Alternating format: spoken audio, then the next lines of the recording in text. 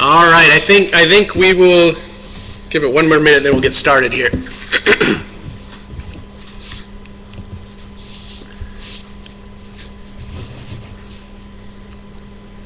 Following everything under Lodi Life, right? Jenny's the... Jenny, you're doing everything under Lodi Live, right?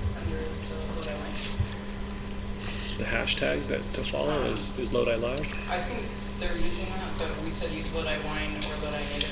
Oh. You can use Lodi Live. Either. Not that talented.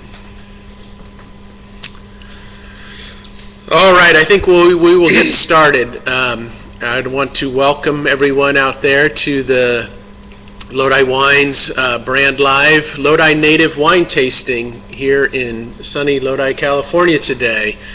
This is, well, I am Stuart Spencer, and I work with the Lodi Wine Grape Commission, and I am also one of the winemakers in the Lodi Native Project under my family St.Amant Wine. I'm going to be joined tonight by the fellow winemakers in the project, Ryan Sherman to my left, and Tim Holdener to my right. And then out in the peanut gallery, I've got Layne Montgomery with M2 and Chad Joseph, who's the winemaker at Maley Family Vineyards. And our sixth winemaker, Mike McCay, cannot join us tonight, so we will get to talk about his wines and make fun of him when him not being present. I think many of you have had the opportunity to taste the 2012 Lodi Natives, and so I'm not going to belabor the project at the beginning too much, but we'll try to get into the wines fairly quickly. But just to give you a little background on Lodi Wine and the Lodi Native Project. Lodi is one of California's oldest and largest wine growing regions. We have about 100,000 acres of wine grapes here, and we have we have probably the most old vine Zinfandels of any other part of California. We have thousands of acres of old Zinfandel vines, many of them still undiscovered to this day, that are picked and blended into large tanks of wine and left undiscovered. Those of us that have been making wines here for a few years have learned that there's some hidden treasures out here in these acres of Zinfandel vines, and this project came about as a way to share and showcase some of the distinctiveness of these old Zinfandel vineyards here in Lodi. We began this project back in 2012, and it was in January, I believe, of 2012, and Randy Caparoso, who works here in Lodi as a wine writer and sommelier, gathered a group of Zinfandel specialists together and asked, he didn't ask us, but he showed us some wines from another project that were collectively done, and we started drinking and talking. Usually the two go hand in hand, and decided and thought that we should do a project similar to that here in Lodi. And so over the course of the next 9 months, we basically got together on a monthly basis to discuss what we wanted to do and how that project would look. And over the course of that time, we developed the concept of the Lodi Native Project. And in a nutshell, the Lodi Native Project is simply 6 of us winemakers each chose a single old Zinfandel vineyard, and we adopted a protocol for the winemaking that was very simple. It was very kind of old world in its approach, and in that it was all native yeast, no new oak, no additions, no water, no acid, no enzymes, none of the other tricks that winemakers like to use to deal with the challenges of certain vineyards and certain vintages. The idea was to showcase the terroir behind these vineyards and the potential, quality and distinctiveness that they have kind of in a naked format. And so the first wines from 2012 were released about a year ago, and we've received plenty of positive feedback, and through that process we've all learned quite a bit as winemakers, and we hope to enlighten a lot of people across the country about the quality and potential here in Lodi Zinfandel, in Lodi Vineyards. Without hearing too much more from me, I'd like Ryan and then Tim to add on, your thoughts about what the Lodi Native Project means to you and to what we've done here. Well, I'll start off for this year, for the 2013 vintage. We started off with the Stampede Vineyard, which is one of the first vineyards to not be in the Montgomery River sub-AVA. We're actually in the Clements Hills AVA. So for us, it's been a fun project. We've absolutely enjoyed it. It's been a great experience in trying out different styles and techniques of everybody here involved in the project, and seeing how the wines grow and evolve over time. It's kind of been really rewarding. What little wines we made in 2012, been going back and tasting some of those wines that we rat-holed and seeing how they've held up, and doing kind of a comparative side by side with the 12s and 13s, and now with the 14s in barrel. It's been kind of fun. So the 13 vineyard is owned by Jeff and John Perlagos. They took the vineyard over 3 or 4 years ago. It's an old vine, own rooted vineyard, planted, one of the first plantings in 1920. And then so feel free to pour yourself a glass. We kind of we already started here. My peanut gallery over here is a little annoyed that we haven't passed the bottle along to them. I'm going to have to top myself up here before we pass it along to Tim. And then the mysterious hand jumping into the tasting, so I'm sorry. I'm sure our guests out there have already started drinking. Have probably gone through all 6 wines to begin with. So I saw some of the Twitter posts yesterday and early today. So maybe somebody started hitting the goods a little bit earlier. But so yeah, go ahead and pour some of the Stampede. And we opened up these wines maybe just about an hour ago, 45 minutes ago probably. And I like all of these wines with a little bit more air to them. So. We'll talk briefly about the Stampede Vineyard. Really neat spot for us. Even though it's in the Clements Hill AVA, you've got a really you could easily just pick up the soil from this location and easily think you're somewhere nestled along the river, the Montgomery River area. Really good sandy soil, well drained. It does get a tiny bit warmer over there, but you do get some of the Montgomery River influence still in its proximity to the river. Vineyard, as I mentioned, the vineyard was planted in the 20s and 40s by a gentleman who was just described in the papers back at the time as a vineyardist. And Jeff and John Perlagos bought the vineyard and have kind of put it back into its current condition, which is a pretty spot. So for me, I like this wine. It tends to be, I state that you can have different spectrums of Zinfandel, and Lodi can easily showcase the broad spectrum of Zins that are potential, and you can get into dark and lavish fruit and luscious Zin, and you can have something that's very pretty and very light and floral, and even reminiscence of violet and more red fruit driven. And for me, this is the type of Zin I'd like to produce anyway. So I think this wine is definitely more red fruit driven. I love the finish of this. Some of the darker fruits tends to come out towards the finish, and there is a mid-palate almost savoriness to it. There is a little bit of a sagey kind of savoriness to the wine, which is kind of fun and unique.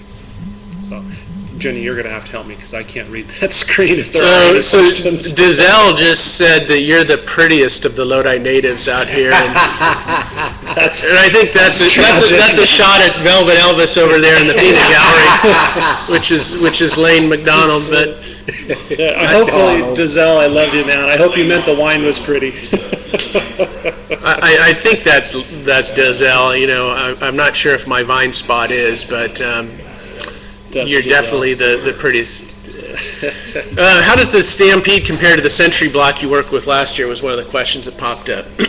Oh, good. Yeah, good question. We did work with the Century Block in 12, and then lost the ability to produce wine from there. So, not having a ton of experience. Only getting one and done shot with the Century Block. We really liked what we were able to pull out of that vineyard. But what we've been able to find with Stampede. And we've now had Stampede for 13, 14, and we'll have it for 15 and on, is you get a lot of that pretty floral, like I said, the violet side of things. But there seems to be a little bit more mid-palate going on with this wine, and in the 14 iteration, it really came through. I just had the family come through and did a tasting with them from the 14s in barrel, and there is that pretty lively red fruit driven, great tannin structure, acid structure, but there is definitely a little bit denser, more savory mid-palate on the 14 even so than the 13. But for me, I'm very, very happy with the 13. It makes me excited to work with this vineyard, continue working with the vineyard. Charles Cam just pointed out that according to the biodynamic calendar, today's a fruit day, so that should serve Layne well. I don't know, did I miss any other questions, or is that? No, I think that was one of the main ones that had popped up, and made me lose my train of thought, too, though. Well, one of the things with the second vintage, and you're going to see right out of the get-go here, is that we've got 2 new vineyards in the set. 4 of the original vineyards are back from the previous year. Both Ryan and Tim's vineyards, and they ended up choosing different vineyards this year for various reasons. The Clements Hills, like Ryan was saying, is on the easternmost part of the appellation. In last year, I don't think we had a vineyard that was that far east, and this year, I think it is by far the furthest east vineyard that we have. I think Schmid is probably the next easternmost. Yeah, I was going to say Schmid would be the closest. Ryan, before we move on from your wines, I agree it's it's probably the prettiest wine of the bunch, and it's the lightest in its style, and I think that's kind of what you get on that eastern side. Yeah, I think it's certainly. The McCollum River and one of several of our other vineyards we pulled from Zinfandel can lend itself to more of a prettier, elegant style of Zinfandel. The unique characteristics when you go this far out to the Clements Hill AVA, I don't think you would typically find that or expect that. But I think there's some similarities. You see Turley's Dogtown Vineyard, there's some similar characteristics. But I don't know. Again, not having a ton of experience with this vineyard, it just makes me excited to keep working with this place. There's just always seems to be very lifted aromatics. There's this pretty bright floral component to it. So that's one of the project's side benefits, something that we didn't intend, that Stuart alluded to earlier, that we do have many vineyards here that haven't seen a vineyard designation, or winemakers haven't treated them with maybe the respect that they deserve, and we are finding new vineyards for that purpose every year. Just because these are the ones that are bottled doesn't mean those are the only ones that either I or Stuart or any of the other winemakers made. It just was the best of what the winery had to offer, and it was something that we wanted to put forward and just to show you that there are more than a handful of vineyards here. There's many, many vineyards. Yeah, I'm not as well funded as Mr. Macchia. I only get to play with one vineyard. which kind of is a nice transition to another question that popped up, Ryan, and Brittany's asking, does the small and intimate family-run atmosphere of your winemaking make it easier to uphold the standards and integrity of the wine? Which I think, the project. Yeah, I mean, good question, and by default, my partner and I, Russ, in the winery, him and I both have our day jobs, so we have to keep it small and family focused and small lot production, which I think when Randy initially brought up the concept of the Lodi Native to all of us, it was a perfect fit.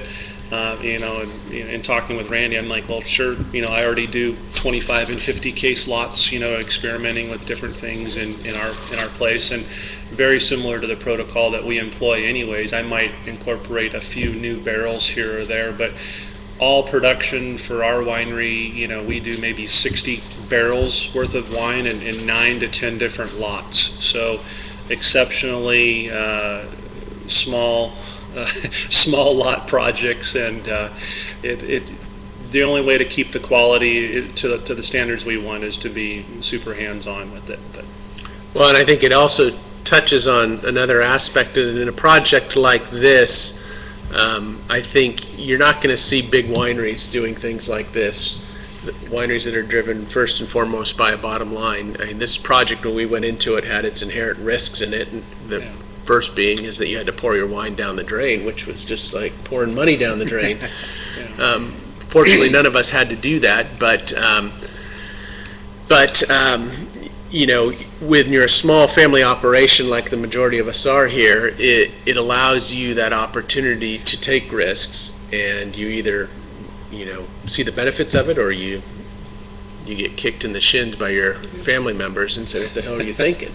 Well, I know everybody here makes larger volumes of different lots of wine, and I bet you more attention was paid to those 5 barrels or 2 barrels or whatever compared to any other wine in the winery.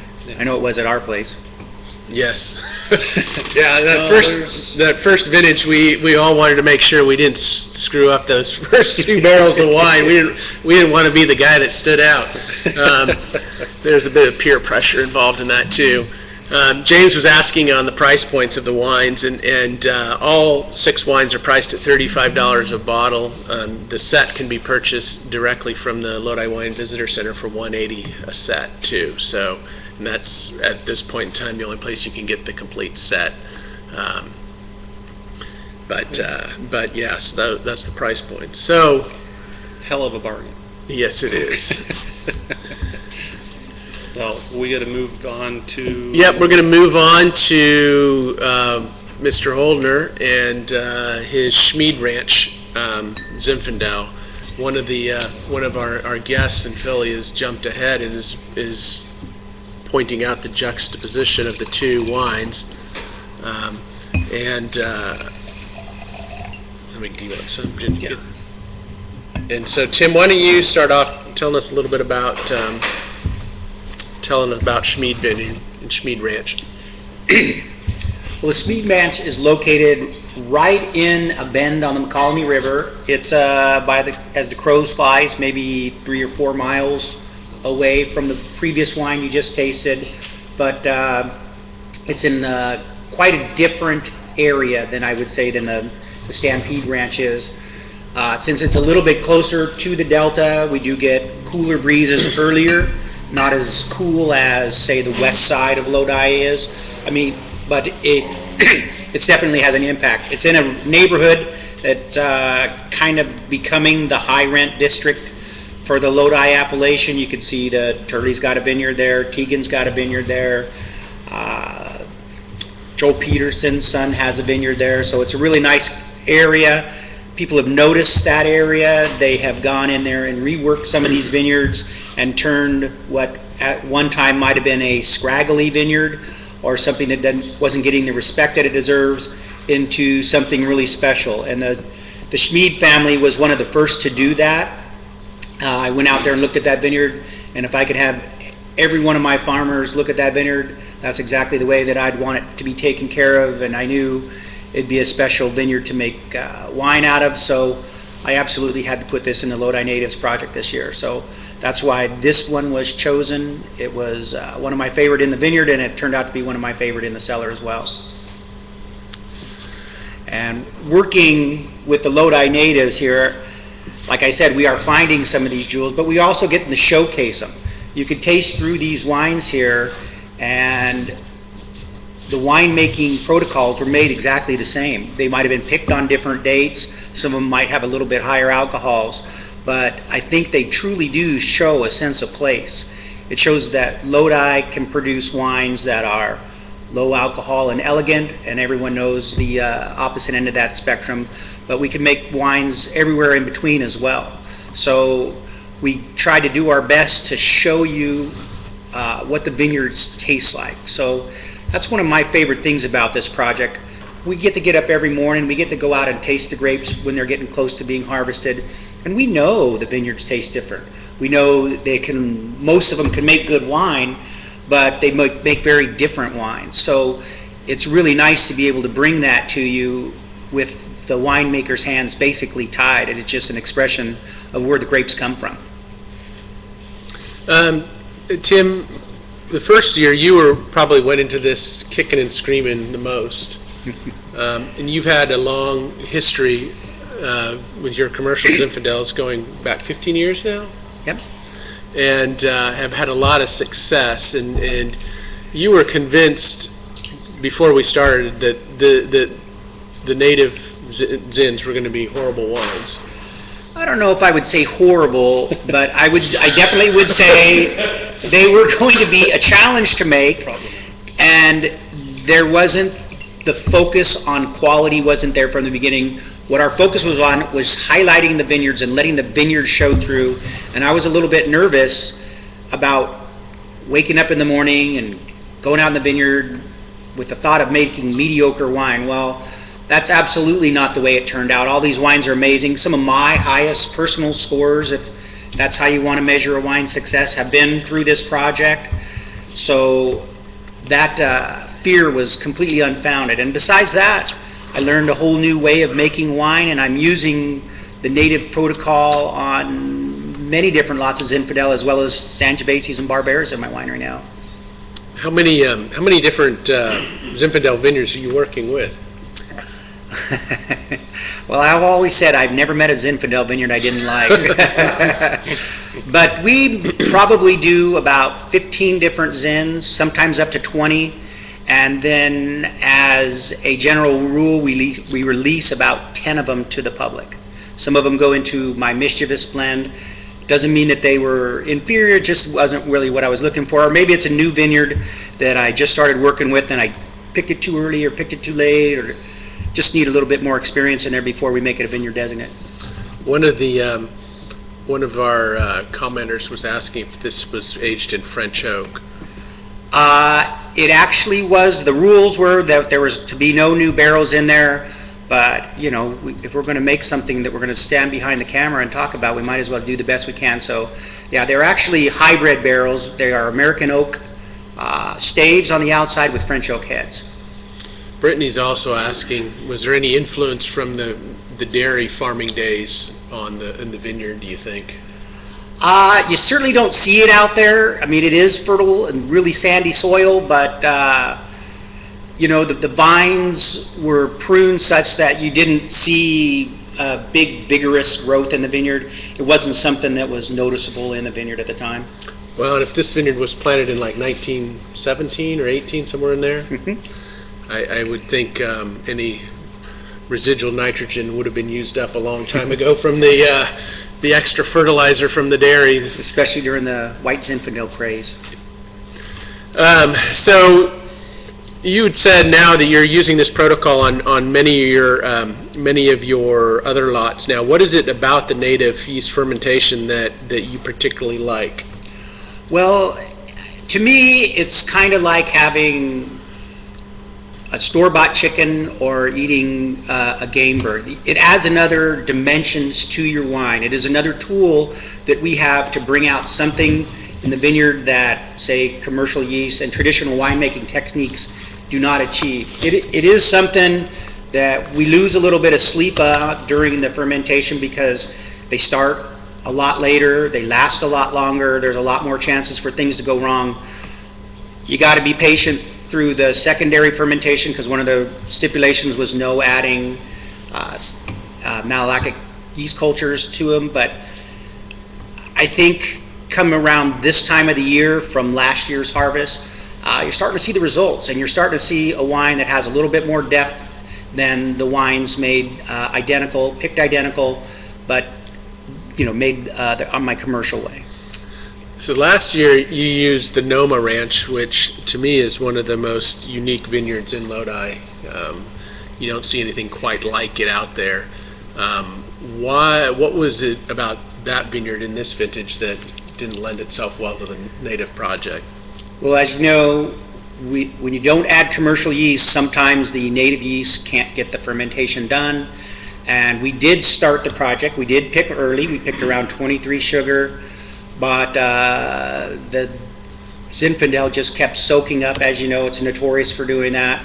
So by the time it started being active fermentation, the sugars were being measured over 27, 28.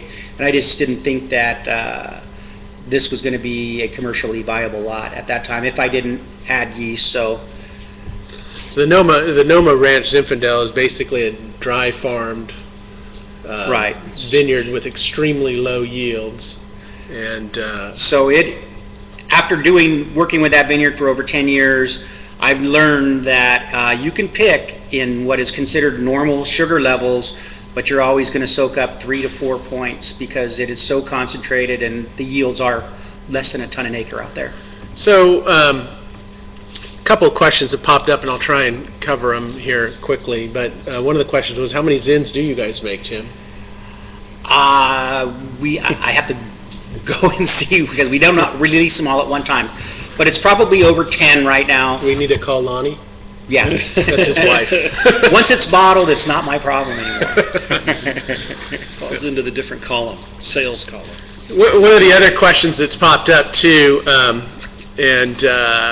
well, first of all, let's hit on one. The first question that I think Dazelle asked earlier was, are we looking at doing other varieties with the Lodi Native project? You know, Tim had just said he's doing it with some other varieties, and I think we are all, in our own winemaking, using what we've learned from this and applying it to our other wines. At this point in time, we have not discussed doing any under the Lodi Native label with other varieties. Right now, the Lodi Natives was to showcase these really special vineyards and why we do believe that we have special Sangiovese, Barbera, what have you vineyards. Not quite as big a story behind those per se as some of these beautiful old vine vineyards, but it is absolutely something that I certainly wouldn't mind being part of. Another question was, how do the yields compare from Schmid to Noma? The Schmid Ranch at the time was run by the Turley crew, so we were looking at about 3 tons an acre, whereas the dry farm stuff over at the Noma was typically right around 1 ton an acre. Another question that's popped up too is about water in the ongoing California drought. Is that providing any additional stress in the vineyards that you're seeing? It hasn't showed its head yet. You do see the vines kind of wilt a little bit on the hot summer days, like it's 100 degrees. But in the evenings, you know, we get cooler evenings, so they tend to bounce back. We'll have to wait and see how everything goes, but all the vineyards that we've tasted so far actually touch the McCallum River just about. So those vines are so old and the roots go so deep that they keep on trucking. Yeah, surprisingly, I mean, this growing season we're in right now is continuing to be a strange one, as it seems like every year now becomes a strange vintage, in that it started off with really early in 2014 here, or 15 here, and but then we had a very cool May, and the vines the vines just kept growing and growing and growing. So there was plenty of available water without having to do much irrigation in this part of the season. We just started getting our first bit of heat, real heat, last week when we had a few 100-degree days, but and the vines have held up well, which is a nice point to get some heat too, because it helps shut down the vines from doing the vegetative growth and starts moving into the fruit development too. So the more problematic I think will be is if we're facing the same sort of water conditions in 2016. I think right now the vines are doing well, but if this happens again, could be problems. One other quick question, since you're Mr. Hailstorm, Ryan, did any of these vineyards suffer from the hailstorms? I seem to be like the Nancy Kerrigan on the ground going, why? Really? Our Syrah vineyard at the ranch seemed to get hammered pretty hard, but we lost about 30% of our total crop load. So it's in balance. So you know, now I'll be able to raise the price to Layne, so he'll finally make a decent Syrah. But anyways, no, I think we've lost 20 to 30%, you know, in the hailstorm. But it's amazing the resiliency of the vines. I mean, they've rebounded back. If you look at the canopies now, you wonder, you know, did the hail even happen? I mean, other than some tissue. And it was also very, very localized. It wasn't where your neighbor across the street maybe not even experienced the damage. Right. So I think we're going to move on to our third and fourth wines here. So I'm going to ask Tim and Ryan to leave and move over to the peanut gallery over here. And I'm going to ask the peanut gallery of Layne and Chad to come up and join me. One of the other questions is, would you attribute the success in Lodi to in our wine competition to some of the old vines we have here? And I think all of us that make wines here in Lodi, are blessed in that we have an abundance of really old Zinfandel vineyards that that can make exceptional quality wines, and we're just really beginning to discover those now. I told Layne to come up, but he's just slow. This is Layne. Sitting at the right hand of Christ. So hopefully you've all had a chance to, and I know some of you have already, yes, somebody did just reference Nancy Kerrigan. Yeah, exactly. So I hope you've all had a chance to taste through some of the wines. So we're going to move into the third wine now, which is the Maley Vineyards Wiegert Vineyard, which Chad's the winemaker on, so I'll let Chad kick it off on that wine. So yeah, the Wiegert Vineyard is farmed by the Maley Brothers. Todd Maley is the grower on that vineyard, and it's a vineyard that's considered to be on the west side of the Montgomery River AVA. We've got more of a sandy loam. They call it, I think, a De Vries sandy loam. So this is a vineyard planted in 1958, and it is on St. George rootstock. So I've had the pleasure of working with Todd for, it's almost been over 10 years. I know that Tim with Macchia works with the vineyard. I think it goes under his voluptuous label.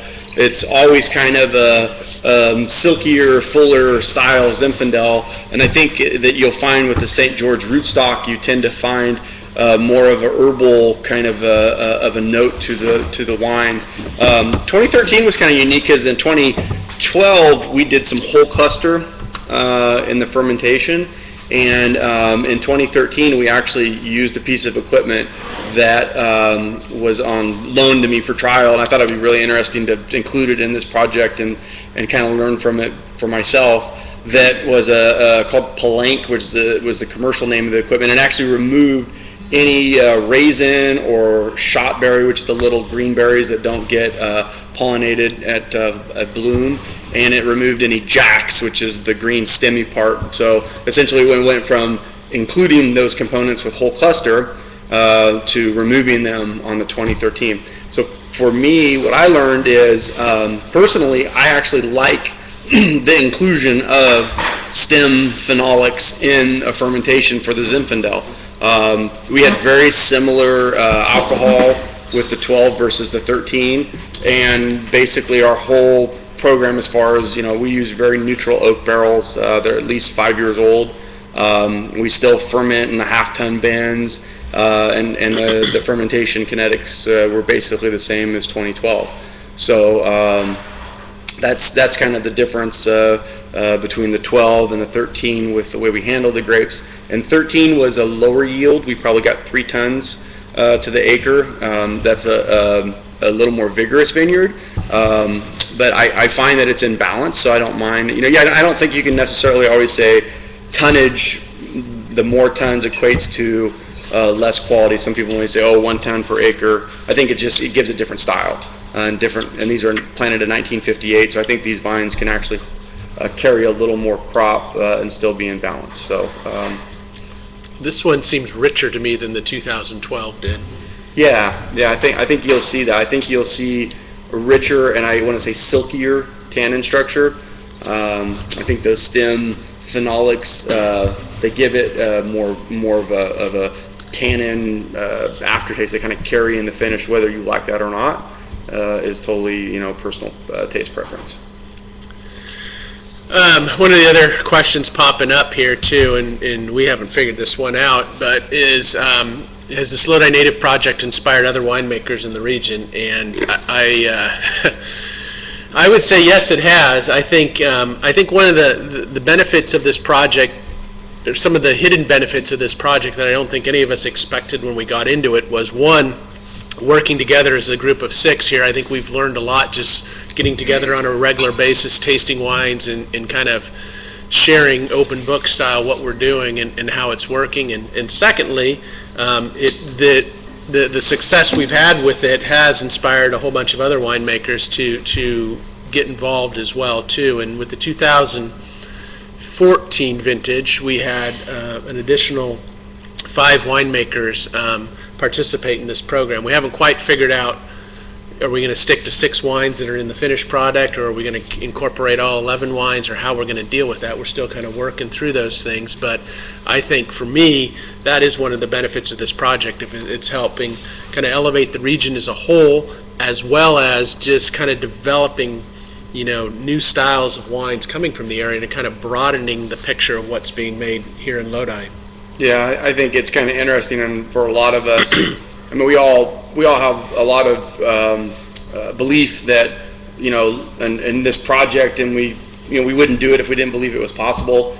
I think people hoped it would work.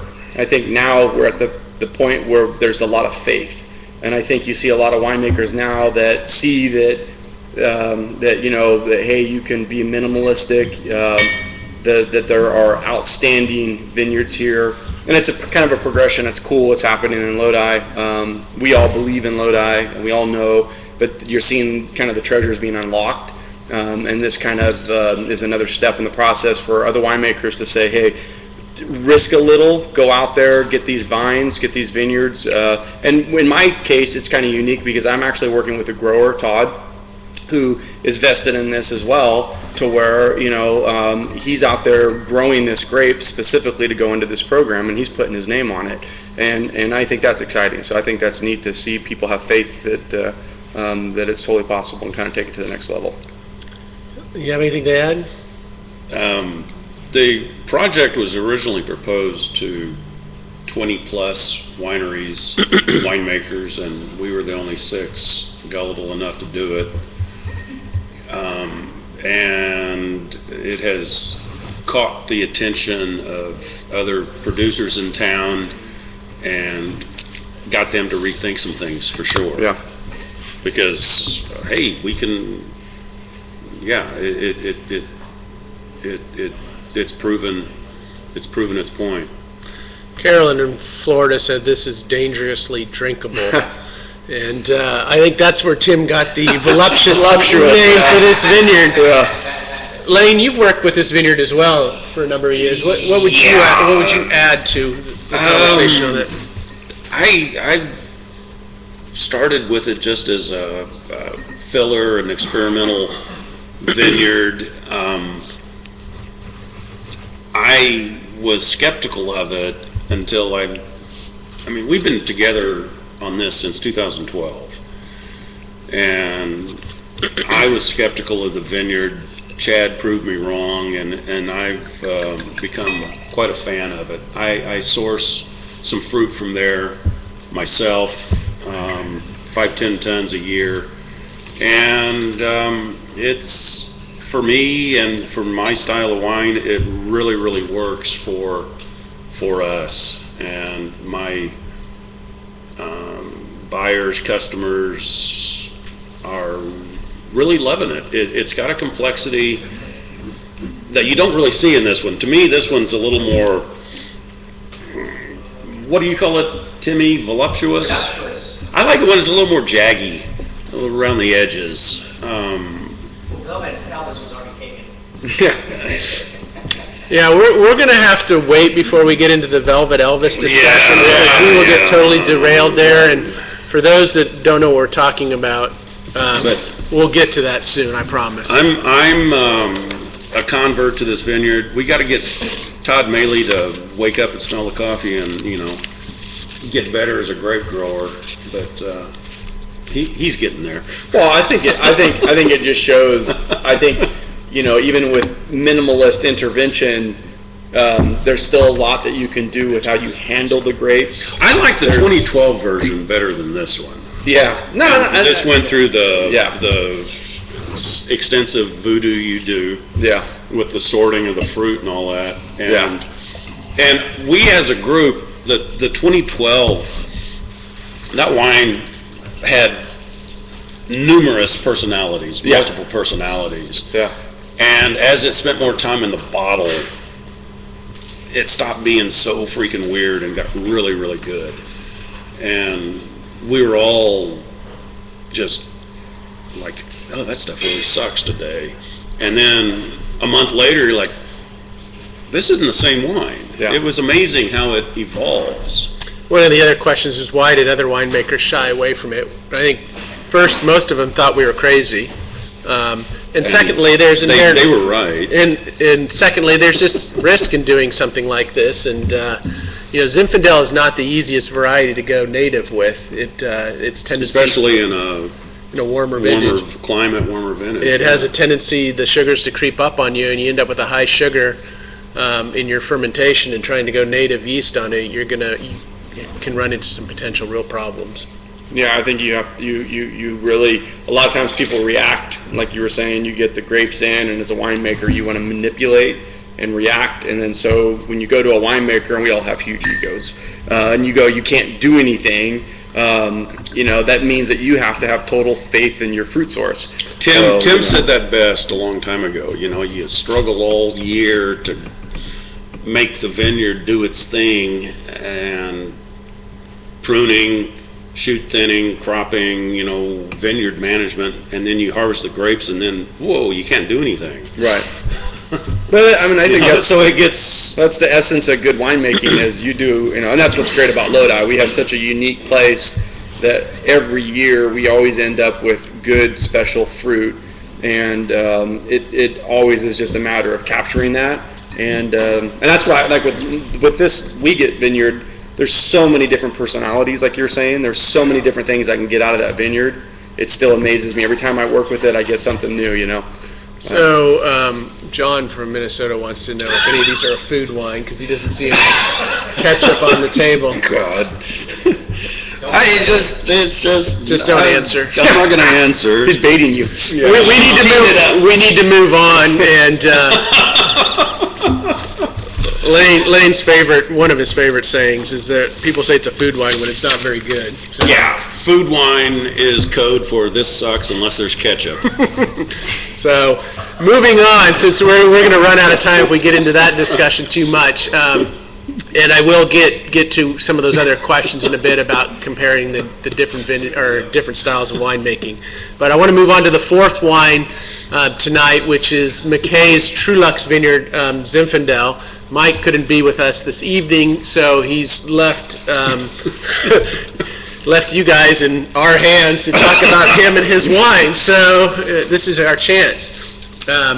But I think we've heard him talk enough that we can adequately describe the vineyard. The Trulux Vineyard sits just on Highway 12, south of the city of, or just kind of south-western side of Lodi. Almost directly near the Van Ruten Winery, if you're familiar with the area. It's an old head-trained vineyard, but it's actually trained in somewhat of a different style. It's almost kind of a ladder or vertical pruned head-trained vineyard, so the vines almost stand upwards of 5 to 6 feet tall with arms. He has to get very tall pickers. Ladders. And Mike's notorious for bribing the harvest crew to go through and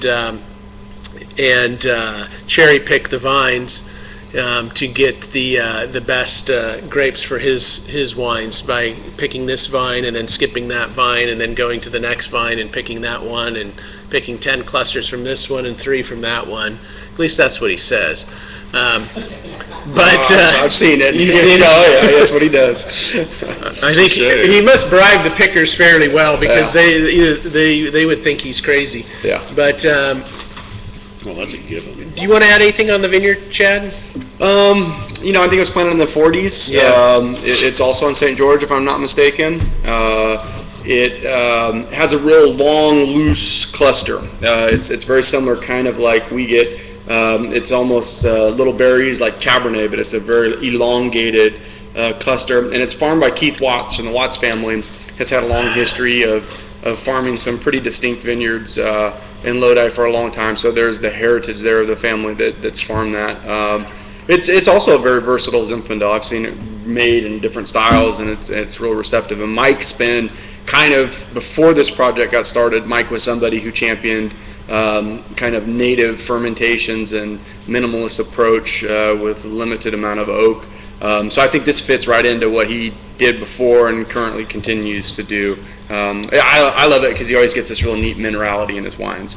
There's some complexity and minerality that's always distinct of Michael McCay. Yeah, and I get kind of a minty eucalyptus character Yeah. in it often too in this vineyard, Yeah. and there's kind of an underlying kind of herbaceousness too. Sometimes this wine and the Wheaget were the most Yeah. similar to me. Tonight the Wheaget's tasting more on the fruit side, Yeah. but tonight it's giving me this little more herbaceousness thing. Somebody's asking a dumb question. No, and it's not a dumb question, No. but can you guys explain St. George rootstock? I've heard it mentioned twice, but I'm not really familiar with it. I've been to Memphis, by the way. He's from Memphis. Oh, okay. I've been there. Go That's ahead. good for you. Yeah. good to know you got out of the state. So, you want to So do it? yeah, from what I understand, St. George used to be the rootstock of choice due to kind of resistance to nematodes and yields. It was kind of more of a vigorous rootstock that was kind of better for the head train dry farm. Vineyards that were planted probably in the, I want to say 30s to 50s, if I'm not mistaken. Yeah, most of the St. George is a rootstock that was prominent on the north coast of California, and some of the oldest vineyards over there have St. George as a rootstock. Many of the growers around here don't favor it anymore, but Right. it was quite prominent in the 30s, 40s, and 50s. The really old vineyards, you don't see it on. It tends to be a very deep-rooting vineyard, Yeah. deep-rooting rootstock, and that's why it's used in some soils, because it can really reach down for water. Here in the more vigorous soils that we have in Lodi, where there was readily water available, it wasn't necessarily needed, and it tended to be very vigorous in its youth. When you go out and you look at a vineyard and you see an own-rooted vineyard next to a St. George-rooted vineyard, it's going to look like a much bigger vine, both the trunk and the arms and everything else. Yep. So that was one of the other questions that was flying through there was, what is it unique about the climate of Lodi that sets the wines apart? Because we've talked a lot about the soils and the vineyards, but I think one of the unique things about Lodi is its climate. Do you want to touch upon that at all?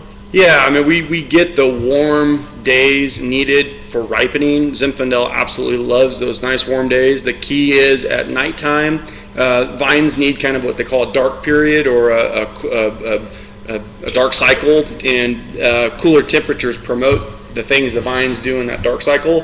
So we cool down at night. We can get up to 95 degrees, and I think we actually, degree days and temperatures were cooler overall when you compare us to Napa and to Sonoma, but the cycle of how hot we get during the day to how cool we get at night, I think it's really conducive to the vine being able to kind of shut it down and rest and recover from the warm days, and to do that dark cycle kind of metabolism that kind of gives us the complexity and distinction that we get here in Lodi. That's my experience. A lot of people think, oh, Lodi, Central Valley, screaming hot. Well, you know, Lodi downtown is only 21 miles from the upper reaches of the bay, and so we get, starts on the west side first, but a tremendous influence from the ocean breezes. The delta breeze causes, you know, temperatures to drop and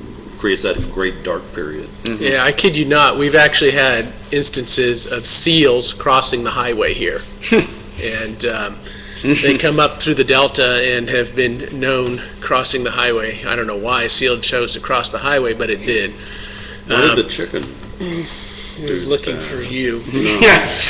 Well, that's a good question. The chicken versus the seal. Yeah. Okay. Enough. So, we're going to keep moving Stream of along here. consciousness. Yeah, I know. We're going to keep moving along here into the fifth wine of the evening is actually my wine. And Deep Thoughts by Layne. yeah. Here, do you want to try that? Philosophy. And then pass that on to the friends over there. But the fifth wine of the evening is my wine under the St.Amant label. It's my family winery. This comes from Marion's Vineyard, which is the same vineyard we used in 2000. Yes, the Trulux is in.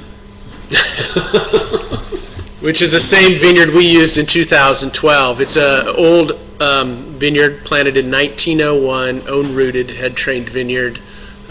My family's been making wine from it since 1999, actually. And a couple of things of note on the wine and the winemaking. I went into this native project with some hesitation too, and came out really impressed by the potential of native yeast ferment. A couple of things I've learned in the process is that, in my mind, one of the unique things you get is what happens at the beginning of the fermentation. When you're using a native yeast fermentation, it's much slower to get started. It's either the yeast that's coming in on the grapes, or it's the yeast that's resident in your winery that ultimately dominates the fermentation.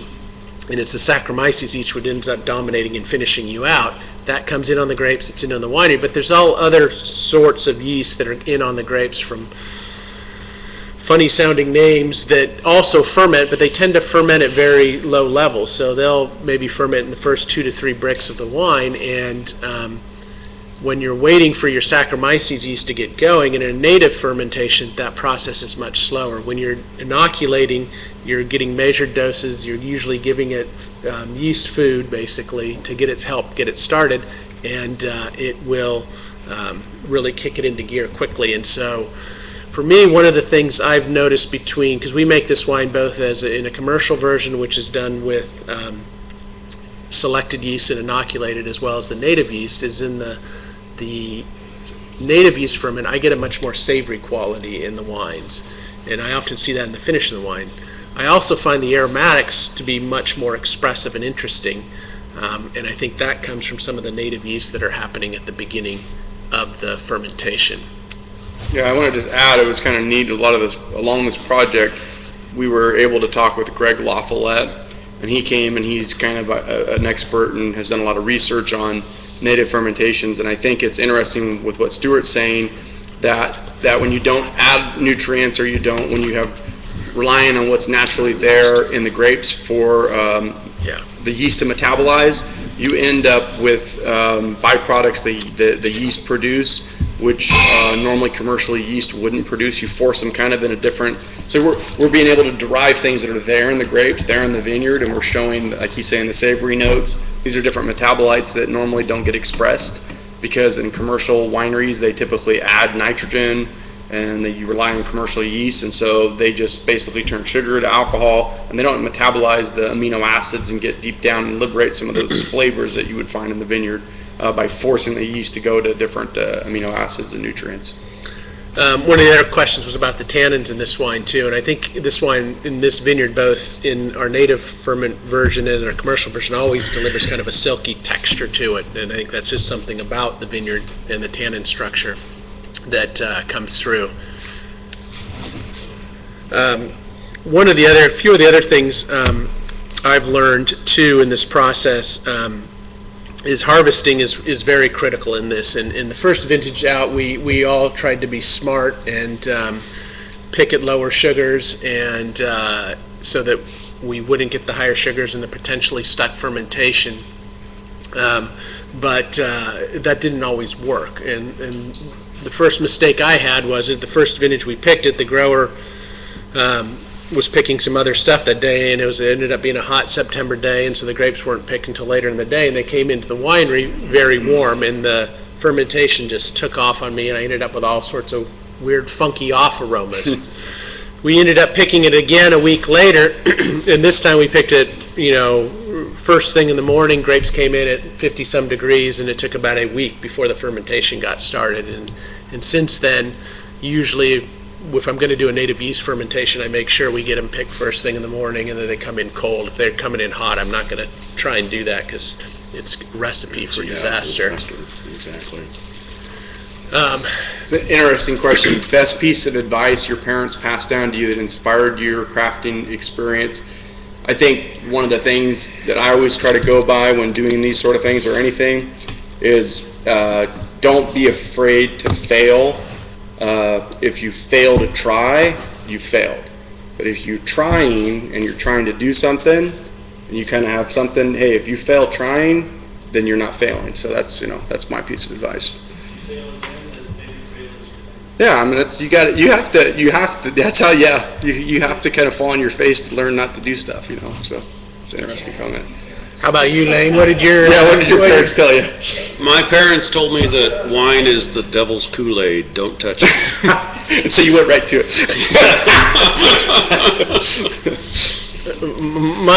I was born and raised Southern Baptist, you know. Okay. I was not. I started drinking when I was 8 years old, and growing up in a wine family, I had that luxury. And the first thing that popped in my mind when someone said, "What did your dad teach you about wine?" is my dad said, "People don't like shit floating in their wine, so that's why you filter it." Deep thoughts. It's a pretty good point, but I knew your father briefly, mere acquaintance. That dude was something else, though. But he didn't teach you everything he knew on purpose. this is Layne's other favorite joke. All you know about wine is what your daddy taught you. Yeah. He didn't teach you everything on purpose. But no, I think one of the other interesting things I think in this project is, you know, because when we're doing these native wines versus our more commercial wines, the native wines appear to appeal to a different subset of customers. I think the more commercial versions of wines appeal to a broader set of wines too. You know, one of those things, you know, with filtering and native yeast, you get those more savory elements, and it's a narrower group of customers. And so it's a challenge for us as winemakers in this project, because we find these wines really interesting and something we love doing too. But, you know, I can taste them with my core customer base, and oftentimes they're going to gravitate towards the more commercial version, which has a little more expressive fruit, tends to have a little more oak and spice on it. These are wine geek wines in a sense. And I'm anti-wine cliches and anti-wine geek, but this is sophisticated stuff, really, and subtleties and nuances. Americans aren't used to subtlety and nuance, and these wines have a lot of complexity, and sophistication is kind of not the right word, but well, they're elegant. I mean, elegant. They don't appeal, but it's not mainstream flavors. No, well, they're not over the top, over extracted, heavily oaked. I mean, you're really relying on subtleties. I mean, there's a lot there. That's the cool thing about Lodi Zinfandel, is there's a lot there to begin with, but you're kind of relying on more the elegant, feminine qualities of the fruit to come through, which is nice. You know, it's nice to see that. I would say that it's kind of forced balance. Yeah. Forced into balance, because otherwise it's not going to happen. Did you guys hear that? I don't know if that made it over the TV, but forced balance. Tim Holdener saying. Yeah. There you go. Yeah. Yeah. Tim's smart. No, I mean, I think one of the other things... No. That's what happens when you translate Tim. I was reading a question up here, and now I've completely lost track. Befuddled. Yeah. The wines are showing really well, but before we're going to move on to our last wine, and before we do that, we need to introduce Layne. In case you didn't all notice, we've come up with uniforms this year too for our Lodi Native project, and they're all around our friend Layne, and it says "The Layne Abides," and it's a picture of Layne drinking beer, and he probably has a glass of wine in the other hand. And for those familiar with movies, The Big Lebowski, this is Layne Bowski. And, the dude. So he's not just the Velvet Elvis anymore. And well, much like your wines, I don't have a filter on my mouth sometimes. that is true. And sometimes. But I don't, you know, I'm old, I don't care. Well, you know? Giselle wants to know what the shirts are going for on the Lodi wines. Ryan Sherman was, he was the good. And I tweeted out a picture of the shirt to some of my people and messages to some of my friends and stuff, and people are saying, I want to buy one. We might make more off the shirts than the wine. Yeah, that should be copyrighted, trademarked, patented. Anyways, before we get too sidetracked in movie trivia here, we should move on to the last and final wine tonight, which is the M2 Soucy Vineyard. Yeah, Kevin Soucy, S-O-U-C-I-E. This vineyard was planted by his grandfather in 1916. It's on the west side of Lodi. In the geography of these 6 wines, this is the westernmost vineyard. It's self-rooted, head-trained. The original 6-acre block, Kevin has 40 acres he's farming. This is the original 6-acre block, and I leased 3 of the original 6 from him. It's DeVries sandy loam, which is very, very deep. It's essentially powdered granite. It's river bottom. It's the erosion of the Sierra Mountains that didn't quite make it to the ocean. After a rain, the soil in this vineyard sparkles like diamonds, but as we all know, it doesn't rain in California. But I really love this vineyard, and I've been making wine from this vineyard since 2002. I think it is one of the best in California. But it is just one of the little gems of Lodi in terms of these old vineyards that, back in the day, people were farmers. They were trying to raise a family. They had land. What do we grow? What do we do to have a crop and raise a family kind of stuff? And, Ryan said, his Century Vineyard, I used fruit from that vineyard that same year in 2012. It was 3 acres, a little postage stamp sliver of a land that had never been made into wine. And there's all sorts of little patches like that around here, and it's really fascinating to get into them and see what they can do. Kevin's vineyard, these are old, gnarly, self-rooted, head-trained. They're not grafted. It's a unique place. Kevin Soucy, S-O-U-C-I-E, is also French for worry. He's high maintenance, I'm high maintenance. But this is a unique vineyard, and I love it. The native project from here, the 12 was great. The 13 I'm a little iffy on yet. The 14 I think is going to be really good. So it's wine. I'm going to interrupt you. Yeah, thank you. What would you make both native ferments from this vineyard and your commercial version? Yes. How would you characterize the differences between those two? Well, the native, you pick it and you hope it works out.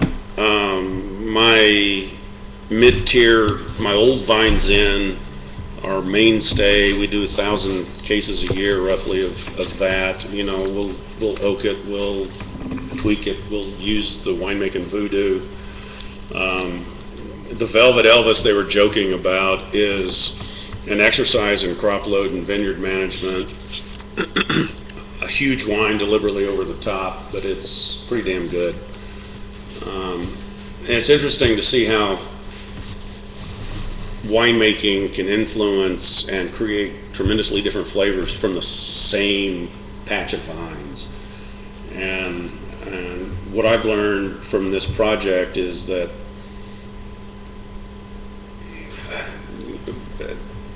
wine will listen to you wine will talk to you if you listen to it. And I've learned a lot. I'm backing off some of my voodoo, letting the wines, the grapes tell you what they want. So I've got a question for both of you. Me and you and him. I'll let Chad answer first because you'll I'll go screw it on. up, I'm sure.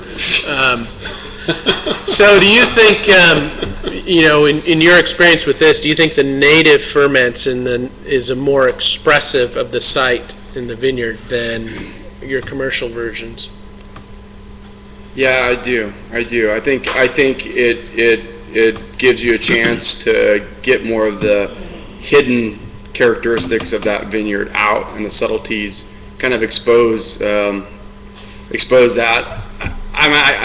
Stylistically, I see the kind of the perks of doing both. You know, it's so difficult because really you have to start with what kind of wine am I trying to make, and what Layne said. You know, what consumer, you know, are you trying to go after? But if someone has come to me and say, hey, I want to hire you to showcase my vineyard, what my vineyard would do, I would really like to do the native fermentation on that vineyard, just to really get underneath the sheets and see what's there and expose the flavors of that vineyard. So yeah, absolutely. I don't know if I answered your question, but yeah. No, you're good. You?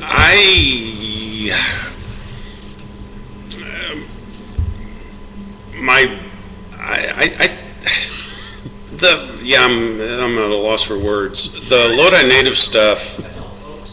It's not a hoax. No, he said that's all we hope. Layne can't say anything when we're done. It depends on what you like. In terms of Susie Vineyard, the pure native wine is just the fruit, and not everybody's going to appreciate that. And you know, we're all trying to survive in the wine business. And like I said earlier, the native thing is a wine geek wine, even though I hate the phrase. I